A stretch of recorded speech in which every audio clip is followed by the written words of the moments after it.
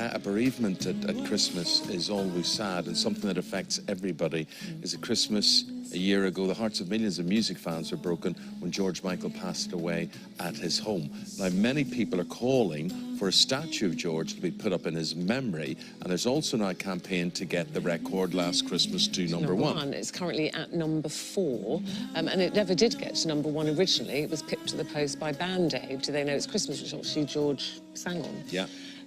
So what is the best way to remember George? Well, we're joined now by 2 George Michael superfans, Tonia Katzentonis in the studio and Sath Sathi, who's at his home in Kent.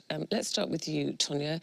When did you become a George Michael fan? What was it about George that made you such a superfan? I was 7 years old, and Wham came on the scene in 1982, and then the rest was history. Yeah. When Wham launched, and obviously, you know, the energy of Wham just captivated you, and then from there I've just followed George. OK, Tonia, so where do you stand on the idea of remembering George and commemorating him? Are you for a statue or against him? Absolutely not. Why? It's not anything that George would like, wouldn't represent George at all. We think George was a very private person. He didn't even like his photograph taken, let alone a statue of him in the middle of Highgate. We think the best way to remember George is to go down the charity road and have a George Michael Foundation. OK, interesting. Saf, how would you respond to that? I've spoken to so many fans, and they're up for a statue outside the house. Why do you think they want that, Sath? I think they definitely would. I've spoken to so many fans, and they're all happy to have a statue outside the house to remember George forever. Yeah, well, you'll remember him forever, Saf, because, I mean, obviously, looking at you, you self-style yourself on George. He's obviously an amazing influence on you. Thank you. So you wouldn't disagree with that, then? No.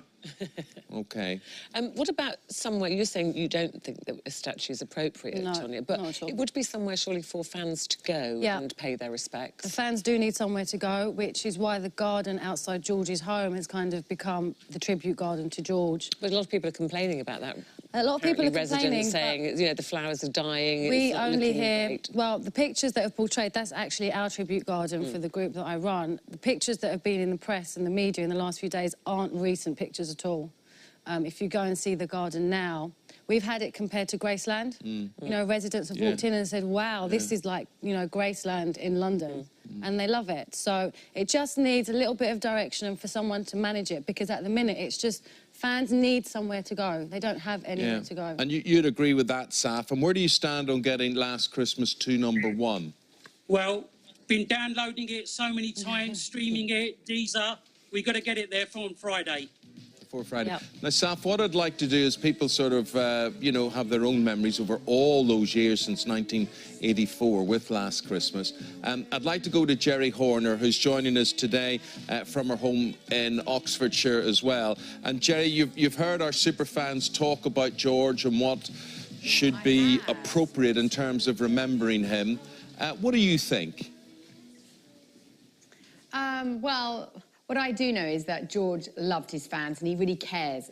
He cared about his fans, and so I really hear that they want to celebrate him and rejoice in him. So bearing that in mind, but equally, you know, you've got to respect the family, and he cared about his neighbours, and he liked to keep things simple. So perhaps there is a compromise of pleasing everybody, and that my suggestion is let's talk about him, let's celebrate him through his music, and if there is something to be done, possibly look at, you know, Abbey Road Studios, a studio in North London where he used to, maybe a plaque or something simple, because he was very simple and understated. So, but I think he'd be very flattered.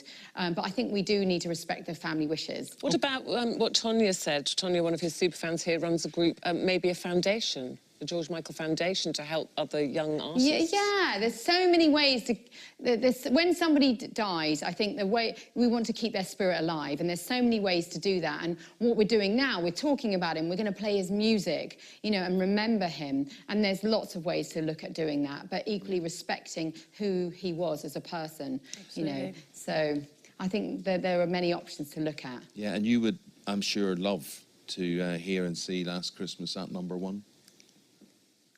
I think that's such a beautiful idea, and that says everything about who he was. The fact that he said, you know, let the charity record go to #1. He encouraged that, so he didn't go to #1, but it is a #1 record. So I think that's a really lovely way to commemorate him and keep him alive, you know, in our hearts through his music. It's perfect. Yeah. Saf, could I just go back to you? And we've been running a poll this morning, and you'll be disappointed to hear that it's not the way you think. We asked the question, should a statue of George be erected in his memory?